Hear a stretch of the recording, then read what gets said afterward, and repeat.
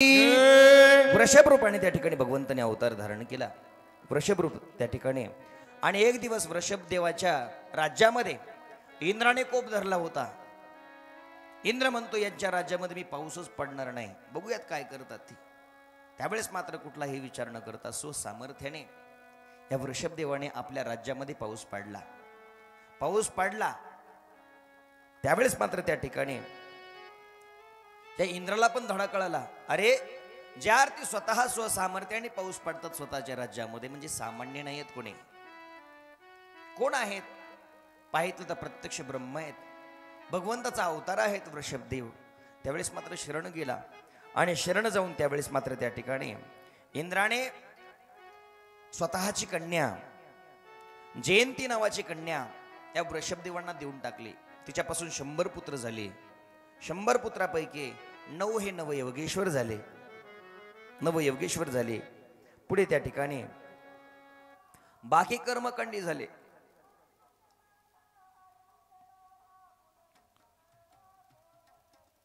बाकी ग्रस्ती झाले. आणि असं त्या ठिकाणी त्यांचा वर्णन करत असताना त्यातील जे ज्येष्ठ आहेत ना, त्यातील ज्येष्ठ आहेत ते भरत. अशी झाली वृषभदेवाची. सर्वस्वाचा त्याग केलाय आणि दिगंबर अवस्था धारण केली. अंगावरती एक बोट भरही चिंदी ठेवली नाही. दिगंबर अवस्था. धन्य धन्य हो प्रदक्षिणा श्री गुरुराया जय हो. झाली त्वरा सुरवरा विमान उतरायाचे. धन्य धन्य हो प्रदक्षिणा सद्गुरुरायाचे. झाली त्वरा सुरवरा विमान उतरावयाचे. पदोपदी अपार झाल्या पुण्याच्या राशी. सकळ ही तीर्थे घडली आमा आदि करुणी काशी. धन्य धन्य हो प्रदक्षिणा सद्गुरुरायाची. झाली त्वरा सुरवरा विमान उतरायाचे.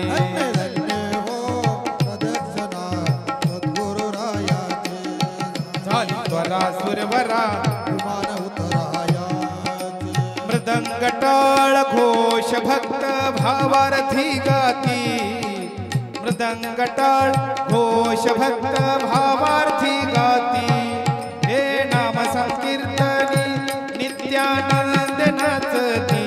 धन्य धन्य हो प्रदक्षिणा सद्गुरुरायाची. झाली त्वरा सुरवरा विमान उतरावयाचे.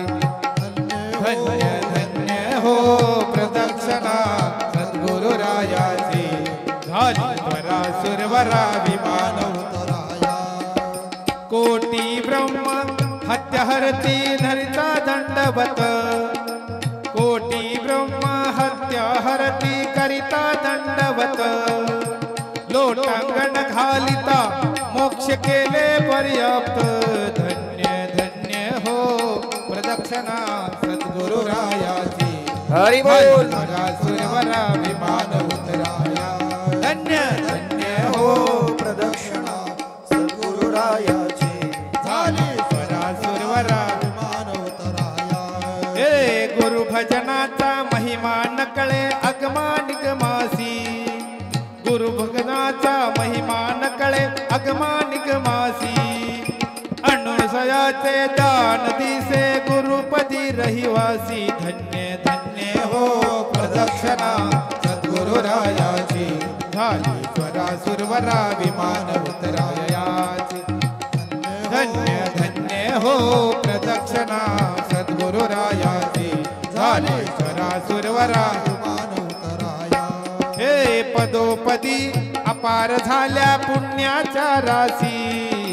सकळ ही तीर्थे घडली आमा आदि करुणी काशी. धन्य धन्य हो प्रदक्षिणा सद्गुरुराया हो. सुरवरा विमान उतरायाची. अवधूत चिंतन सद्गुरुरायाची. झाली स्वरा सुरवरा विमान उतराया. झाली स्वरा सुरवरा विमान उतराया.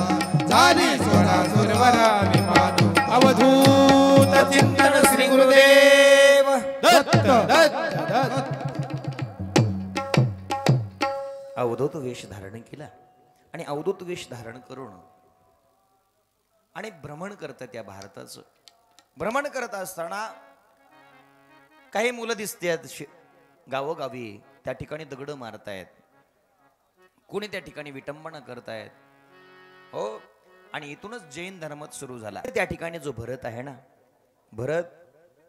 भरत हा राजा झाला. पुढे त्या ठिकाणी राजा दानशूर होता. एवढ्यामध्येच त्याच्या राज्यामध्ये कोणी जर आला ना, साधू संतांची तो यथामते सहकुटुंबासह त्या ठिकाणी सेवा करायचा. आता ते आयुष्य त्याचं कमी राहिलं होतं. त्यावेळेस मात्र साधू संतांनी संकेत दिलेत, आता तुमच्या जीवनाचं कल्याण झालं पाहिजे म्हणून तुम्ही अरण्यामध्ये जा आणि भगवंताचं नामचिंतन करा. उर्वरित आयुष्य जे राहिलंय ना ते भगवत चरणामध्ये लीन करा. ठरल्याप्रमाणे तो गंडकी नदीच्या काठावरती गेलेला आहे. पर्णकुटी बांधून त्या ठिकाणी राहतोय, भगवंताचं नामचिंतन करतोय. नामचिंतन करत असताना बऱ्या ठिकाणी या नदीला गंडकी का त्या ठिकाणी नाव पडलं. या गंडकी नदीचा काय इतिहास आहे, या गंडकी नदीचा इतिहास सांगतात.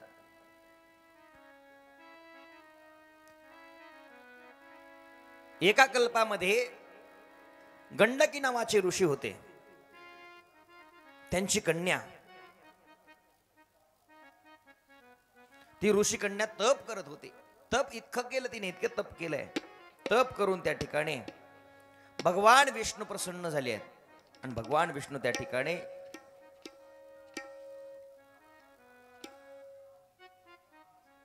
भगवान विष्णूला म्हणते, तुम्ही माझ्या मांडीवर खेळावेत. काय म्हणते, तुम्ही माझ्या मांडीवरती खेळावेत. मग त्यावेळेस मात्र भगवान विष्णूने त्या ठिकाणी सांगितलंय, तुला आशीर्वाद देतो म्हणे, तू नदीच्या स्वरूपाने वहा आणि त्यावेळेस मात्र तुझ्यामध्ये तुझ्या मांडीवरती मी खेळत राहील. आजही गंडकी नदीमध्ये शालिग्राम मिळतात. गंडकी नदीमध्ये काय मिळतात, शालिग्राम. शालिग्राम हे प्रत्यक्ष भगवान विष्णूचं स्वरूप आहे. या गंडकी नदी मधलेच असतात ते. पुढे त्या ठिकाणी नदी स्वरूपाने वाहतीये आणि याच नदीच्या काठावरती हा भरत राजा गेलेला आहे. बसलेला आहे त्या ठिकाणी, एकांतामध्ये आहे. भगवंताचं नित्य त्या ठिकाणी ध्यान करतोय. ध्यान करत असताना एका दिवसाचा प्रसंग आहे. आता भगवंताच्या चरणकमली मन रत झालेलं होतं. ओढ लागली होती भगवान प्राप्तीची. आणि एवढ्यामध्येच एक दिवस गंडकी नदीमध्ये त्या ठिकाणी स्नान करण्यासाठी गेला असताना अकराळ विक्राळ असा आवाज आलेला आहे. शिवगर्जन झाली आहे. पक्ष्यांचा किलबिलाट सुरू झालाय. पक्षी त्या ठिकाणी सैरावैर धावतायत. त्या ठिकाणी प्राण्यांचा त्या ठिकाणी हाहाकार झालेला आहे. हरणाची कळप पळतायत.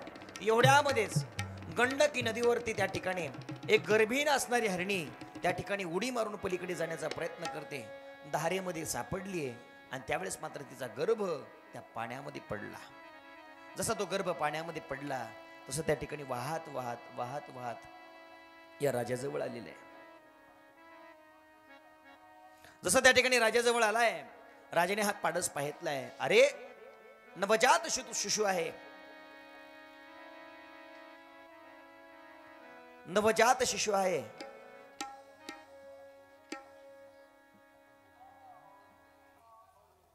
नवजात शिशु आहे, पाडस आहे हरणाचं. मग असं म्हटल्याबरोबर पाहितल्याबरोबर मोह निर्माण झाला, स्नेह निर्माण झालं.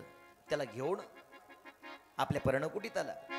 आता याला कुठं सोडावं, सुंदर असं उड्या मारायचं, ते अतिशय मन मोहित करून टाकायचं. आतापर्यंत राजा माझ्या मरणाचं कसं होईल, माझ्या मरणाचं कसं होईल म्हणून जीवन जगत होता. आता मात्र त्या ठिकाणी राजा माझ्या हरणाचं कसं होईल, हरणाचं कसं होईल म्हणून जीवन जगतोय. राजा जसं ध्यान लावून पूर्वीप्रमाणे बसत होता, आता मात्र तो तसा बसत नाहीये. का बसत नाही, त्याचं कारण एकच आहे. जर मी ध्यान लावून बसलो आणि अचानक हिंस्त्र प्राणी आला, पशु पक्षी आला, तर याला जर कोणी उचलून घेऊन गेलं तर काय करायचं. सारखं हरणाचं चिंतन करतोय. आणि हरणाचं चिंतन करत असताना एक दिवस असा आला, आता काळ जवळ आला होता. आणि काळ जसा जवळ आला ना माय बाप, त्यावेळेस मात्र कोणाचं चालत नाही बरं का. कोणी जरी असेल, किती जरी तपी असेल, जपी असेल, तरी त्या ठिकाणी कोणाचं काही चालत नाही. काय करावं, काळाची आता त्या ठिकाणी उडी पडली होते आणि तेव्हा मात्र शेवट त्याला वासना झाली त्या हरणाची. जशी हरणाची वासना झाली तद्वत त्या पद्धतीने जन्म घ्यावा लागतो. हो जड भरत राजा हरणी गर्भ गेला, जड भरत राजा हरणी गर्भ गेला, जड भरत राजा हरणी गर्भ गेला, जड भरत राजा हरणी गर्भ गेला, जड भरत राजा हरणी गर्भ गेला, जड भरत राजा हरणी गर्भ गेला, जड भरत राजा हरणी गर्भ गेला, जड भरत राजा हरणी गर्भ गेला, जड भरत राजा हरणी गर्भ गेला, जड भरत राजा हरणी गर्भ गेला, जड भरत राजा हरणी गर्भ गेला, जड भरत राजा हरणी गर्भ गेला, जड भरत राजा हरणी गर्भ गेला, जड भरत राजा हरणी गर्भ गेला, जड भरत राजा हरणी गर्भ गेला, जड भरत राजा हरणी गर्भ गेला. घाला तो घातला जय हो.